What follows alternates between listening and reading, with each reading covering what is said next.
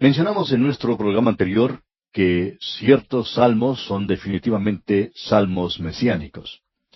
Eso quiere decir que ellos están citados en el Nuevo Testamento y que se refieren al Señor Jesucristo. Nosotros creemos que cada salmo que encontramos en este libro se refiere a Él. El Salmo 1 nos habla del hombre bendecido, del hombre bienaventurado. Por ejemplo, nosotros hemos llamado al tabernáculo de Dios el retrato de Cristo, y en colores podemos decir de paso. Un cuadro maravilloso.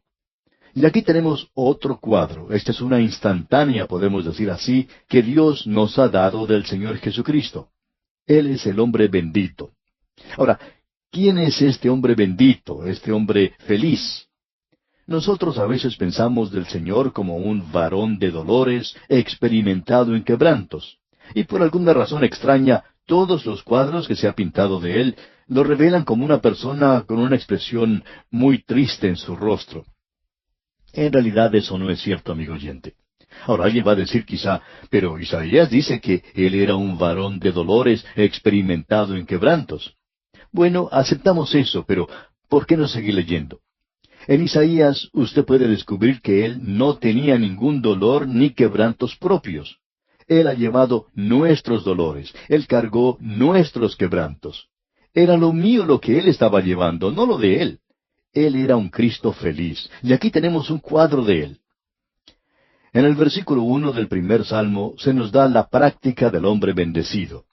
Luego, al seguir leyendo un poquito más adelante, veremos el poder del hombre bendito y después la permanencia de este hombre feliz. En los primeros dos versículos tenemos la práctica del hombre bendito. Aquí en el primer versículo se presenta el lado negativo. Esto es lo que el hombre bendito, el hombre feliz, no hace. Leamos pues el versículo primero del Salmo 1. Bienaventurado el varón que no anduvo en consejo de malos, ni estuvo en camino de pecadores, ni en silla de escarnecedores se ha sentado. Ahora tenemos aquí tres posiciones, tres actitudes. Primero, él anda, luego se para y luego se sienta. Y entonces tiene tres condiciones. Este es el hombre que no es feliz, podemos decir de paso. Tres condiciones o períodos. Primero está con los malvados, luego él está con los pecadores y está con los escarnecedores. Y luego usted tiene tres admisiones, es decir, tres asociaciones. Primero es el consejo de los malvados. El hombre bendito o el hombre feliz no andará en el consejo de los malvados. Tampoco está en el camino de los pecadores, ni se sentará en la silla de los escarnecedores. Consejo, camino, silla. Podemos notar aquí que existe de una manera muy definida una regresión, un deterioro, una degeneración. Notemos ahora que él no anda, nos dice aquí, en el consejo de los malos. Consejo quiere decir asesorar. Él no los escucha. ¿Ha notado usted alguna vez que ni el Señor Jesucristo hizo referencia alguna a su propia razón, a su propio pensamiento, como la base de una decisión? Cuando Él tomaba una decisión, siempre lo hacía conforme a la voluntad de Dios. Él nunca le dijo a sus discípulos en alguna ocasión, ahora muchachos, nosotros vamos a hacer un viaje a Galilea nuevamente. Y he estado pensando sobre esto y creo que esta es la mejor forma de hacerlo, según mi punto de vista. Después de todo, yo soy más inteligente que ustedes, mis amigos. Bueno, esa no era la forma en la que Cristo trataba con sus discípulos. Él siempre decía, yo voy a Jerusalén. ¿Por qué? Porque voy a hacer la voluntad de mi Padre. O yo voy a tal y cual parte, voy a hacer tal y cual cosa, porque es la voluntad de mi Padre. Por tanto, una cosa es el escuchar un consejo, y pensamos que el buen consejo es saludable, pero ciertamente no el consejo de los malos. Se nos dice que hoy tenemos que andar por fe. Andando por fe no es escuchando el consejo de los malos. Ahora, ¿quiénes son los malos? Bueno, en realidad los malos son aquellos que dejan a Dios de lado. No hay temor de Dios en sus ojos. Los malos demandan hoy que Dios no existe. Alrededor nuestro hay multitud de personas así. Ellas viven como si Dios no existiera. se levantan por la mañana y nunca se acercan a Dios en oración. Nunca le dan gracias a Él por la comida que tienen y tampoco por la vida ni por la salud.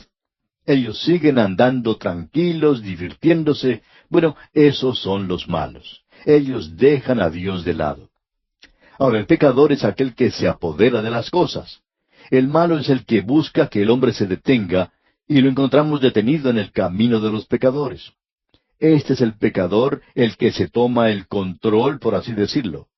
El pecado aquí quiere decir el errar al blanco. O sea que ellos no viven de la forma en que deberían vivir. A ellos se refiere la Escritura cuando dice, hay camino que parece derecho al hombre, pero su fin es camino de muerte. Nuevamente dice la Escritura, todo camino del hombre es recto en su propia opinión. El pecador en realidad puede pensar que él está en lo correcto, pero él es pecador. La Escritura dice, deje el impío su camino y el hombre inicuo sus pensamientos. Este es un pecador. Todos nosotros nos descarriamos como ovejas, cada cual se apartó por su camino, mas Jehová cargó en él, o sea, en el Señor Jesucristo, el pecado de todos nosotros. Todos nosotros somos pecadores. Ese es nuestro cuadro. Ahora, ¿quiénes son estos escarnecedores que se menciona aquí? Bien, este es el ateísmo. Ellos no solo niegan a Dios, sino que también viven en un antagonismo y odio contra Él. Aquellos que niegan a Dios están en realidad practicando la peor forma de inmoralidad. Y créanos, amigo oyente, Dios tiene algo que decir acerca de los escarnecedores allá en el libro de Proverbios, capítulo 3, versículo 34. Allí dice, ciertamente Él escarnecerá a los escarnecedores. Bien, volviendo ahora al Salmo primero, notemos el versículo 2. Y tenemos aquí el lado positivo. Antes vimos lo que el hombre feliz no había hecho. Ahora tenemos lo que el hombre feliz hace. Leamos el versículo 2. Sino que en la ley de Jehová está su delicia, y en su ley medita de día y de noche. Este es el lado positivo. Usted recuerda lo que el Señor Jesucristo dijo acerca de un hombre que había sido posesionado por los demonios, que cuando los demonios salieron de este hombre, él había quedado limpio y arreglado, es decir, él quedó bien lustradito y brillante. Y él pensaba que todo estaba bien. Pero no era así, porque él aún era controlado por el demonio. Finalmente, el demonio anduvo por los alrededores, sin poder encontrar un lugar donde quedarse, pero se encontró con otros demonios, y regresó entonces trayendo a sus amigos con él. Y se nos dice que el postrer estado del hombre era peor de lo que había sido al principio. Hay muchas personas en la actualidad que piensan que si ellas simplemente limpian un poquito, que eso es todo lo que necesitan hacer. Pero amigo oyente, permítanos decirle que en la ley de Jehová está su delicia. Y eso quiere decir que tiene gozo, que eso no es una carga. Las lágrimas, los suspiros, los lamentos que están en este mundo, el quebrantamiento de corazones y dolores de cabeza, los hogares destruidos, todo eso es resultado del quebrantamiento de la ley de Dios. Y este es el amor de Dios. Juan dice en su primera epístola, capítulo 5, versículo 3, pues este es el amor a Dios, que guardemos sus mandamientos, y sus mandamientos no son gravosos. Y sus mandamientos, amigo oyente, no son simplemente los 10 mandamientos. Existe en la actualidad la idea de que cuando uno es salvo por gracia, que eso quiere decir que ahora puede vivir sin ley, y vivir como le plazca y hacer lo que quiera. Ese no es el cuadro que tenemos ante nosotros en la palabra de Dios, amigo oyente. Usted no anda sin ley. Usted no puede ser o no puede estar sin ley, por la sencilla razón, como nos dice Pablo, porque vosotros, hermanos, a libertad fuisteis llamados. Y escuche, solamente que no uséis la libertad como ocasión para la carne, sino servíos por amor los unos a los otros. Como usted puede apreciar, amigo oyente, la libertad no es libertinaje. Alguien dijo en cierta ocasión que no guardaba los 10 mandamientos para ser salvo, lo cual es correcto. Pero entonces ese hombre dijo, eso quiere decir que uno los puede quebrantar. Eso no es lo que dice que uno los puede quebrantar. Lo que quiere decir, amigo oyente, es que usted no puede alcanzar la medida de la ley de Dios. Usted tiene que tener perfección, y usted y yo, amigo oyente, no podemos tenerla. Y tenemos que llegar entonces a Dios por fe. Ahora se nos dice que tenemos que vivir en un nivel más alto del que se encuentra la ley. Tenemos que vivir vidas con el fruto del Espíritu, que es amor, gozo, paz, paciencia. Estas son las cosas, así que allí tenemos la disciplina y la guía de gracia, y eso es algo muy importante, amigo oyente. De modo que su delicia está en Jehová. Y se nos dice, y en su ley medita de día y de noche. ¿Qué es lo que quiere decir con esto de meditar? Pues puede asemejarse a una vaca rumiando. Tomás Aquino lo dijo de esta manera: yo no tengo descanso sino en un rincón con un libro, y ese libro es la palabra de Dios. Quiere decir el meditar sobre lo que lee, hacer como esos animales, el buey o el carnero, que rumian sus alimentos, considerar despacio y pensar con madurez las cosas. Usted puede imaginarse una vaca que sale al campo bien temprano por la mañana y come el alimento que encuentra en el terreno, y eso es algo delicioso, es un buen desayuno, por lo menos para la vaca. Y luego regresa y se acuesta debajo de algún árbol. Ya hace calor al mediodía. Se nos dice que la vaca tiene 3 estómagos. Así es que lo que este animal hace es tomar ese desayuno, ese pasto que comió antes, lo vuelve a su boca, lo vuelve a masticar otra vez y lo cambia de estómago. Así es como tiene su almuerzo. Y eso indica, amigo oyente, que debemos leer la palabra de Dios y luego meditar en ella. Usted recuerda lo que el apóstol Santiago dijo, que algunas personas miran la palabra de Dios como un espejo y cuando se apartan se olvidan de la forma en que se ven. Medite en la palabra de Dios, amigo oyente. Deje que la palabra de Dios haga lo que quiera en usted. En su ley medita de día y de noche, dice aquí. Amigo oyente, Dios no tiene ningún plan o programa para que usted crezca y se desarrolle como creyente aparte de la palabra de Dios. Usted puede estar muy ocupado en su iglesia, en sus actividades y andando de un lugar a otro bien ocupado. Usted no va a crecer mediante la actividad que está realizando. Usted crece, amigo oyente, meditando en la palabra de Dios. Solo crecerá cuando usted mastique la palabra de Dios. Solo así puede crecer. Esta es la práctica del hombre feliz. Notemos ahora el poder de este hombre. ¿De dónde recibe su poder? Aquí se nos dice, será como árbol plantado junto a corrientes de aguas. Estas corrientes, estos ríos, es una palabra superlativa en el idioma hebreo. Quiere decir en realidad que es una hipérbole por la abundancia.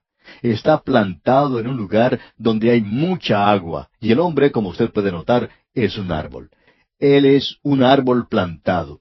Podemos darnos cuenta que los árboles de Dios están plantados. No son como esos árboles que crecen en cualquier parte. Estos son árboles plantados. Eso quiere decir, creemos nosotros, el haber nacido de nuevo. Allá en Isaías capítulo 61, versículo 3 dice, a ordenar que a los afligidos de Sión se les dé gloria en lugar de ceniza, óleo de gozo en lugar de luto, manto de alegría en lugar del espíritu angustiado, y serán llamados árboles de justicia, plantío de Jehová, para gloria suya. Como podemos apreciar, Dios no utiliza árboles silvestres que nacen en cualquier parte.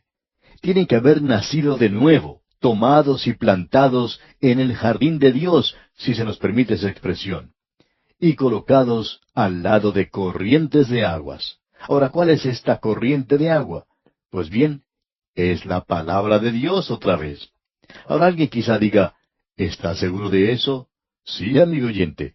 Lo sabemos porque si usted lee allá en el libro de Isaías, capítulo 55, versículo 10, notará que allí dice, porque como desciende de los cielos la lluvia y la nieve, y no vuelve allá, sino que riega la tierra y la hace germinar y producir, y da semilla al que siembra y pan al que come, así será mi palabra que sale de mi boca.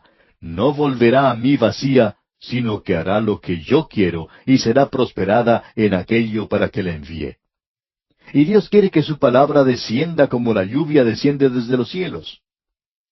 Creemos que un programa por radio ilustra esto de una manera muy buena, porque sale hacia todas partes. Y eso es lo que nosotros tenemos que hacer. La palabra de Dios es esparcida y luego es regada como el agua, y producirá algo, causará que los árboles crezcan. Y esa es la manera en que Dios planta sus árboles. Les provee lo que tienen que beber y el alimento, así como también la limpieza.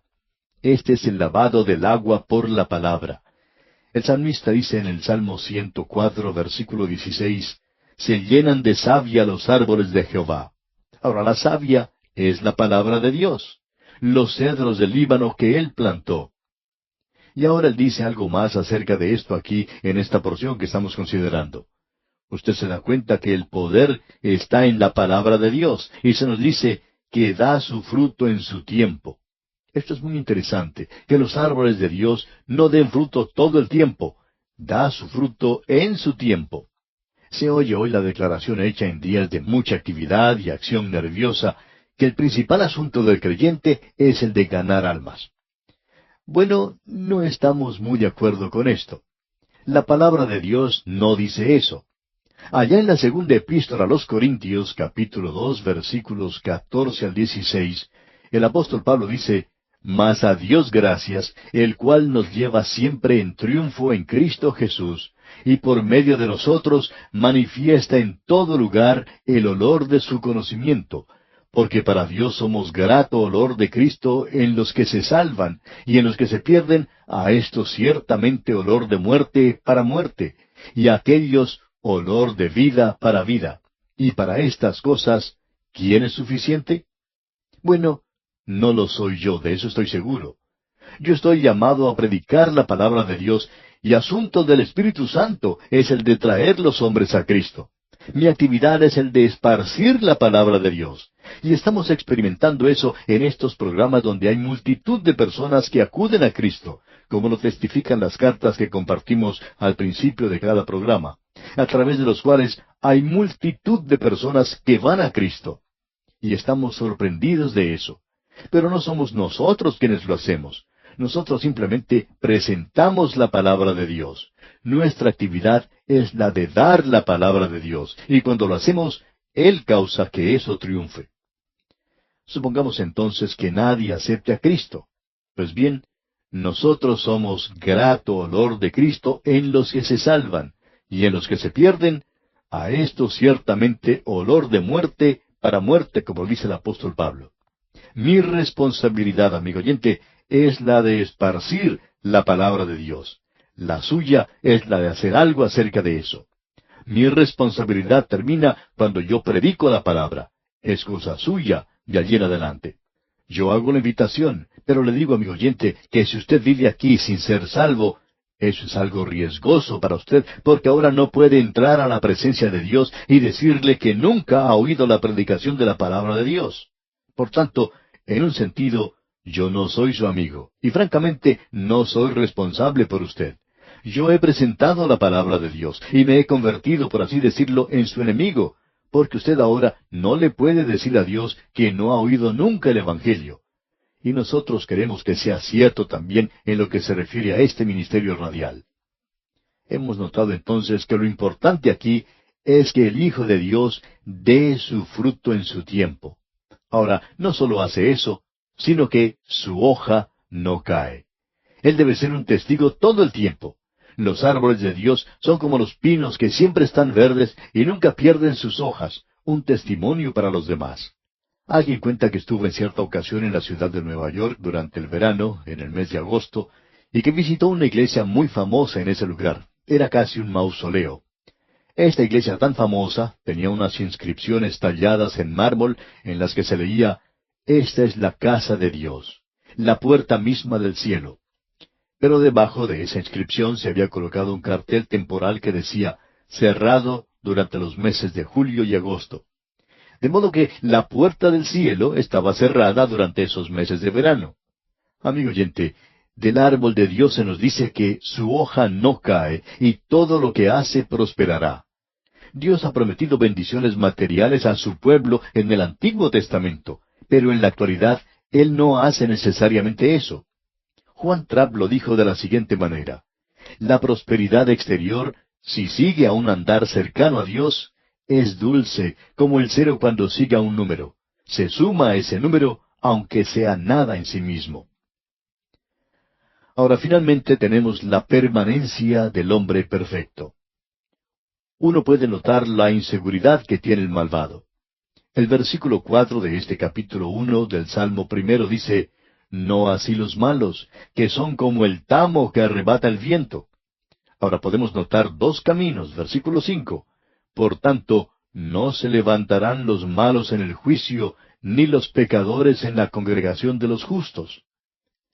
Dos hombres, dos caminos, dos destinos. Uno de ellos es un callejón sin salida. Lleva a la muerte, el otro lleva a la vida. Dios hace la diferencia. Él dice lo que está bien o lo que está mal. Estamos viviendo en un día cuando hay cosas que no están muy seguras, pero Dios es seguro. Dios separó la luz de las tinieblas, las aguas de arriba y las aguas de abajo. ¿Y qué es lo que se nos dice? Leamos el versículo 6. «Porque Jehová conoce el camino de los justos, mas la senda de los malos perecerá». Y perecerá quiere decir simplemente que está perdido. Es una palabra que indica el final, amigo oyente. Mas la esperanza de los impíos perecerá. Cristo dice, «Entrad por la puerta estrecha, porque ancha es la puerta y espacioso el camino que lleva a la perdición, y muchos son los que entran por ella. Porque estrecha es la puerta y angosto el camino que lleva a la vida, y pocos son los que la hallan». Y el camino ancho es como un embudo en el cual uno entra por la parte ancha y luego comienza a hacerse cada vez más angosto hasta que finalmente lleva a la muerte.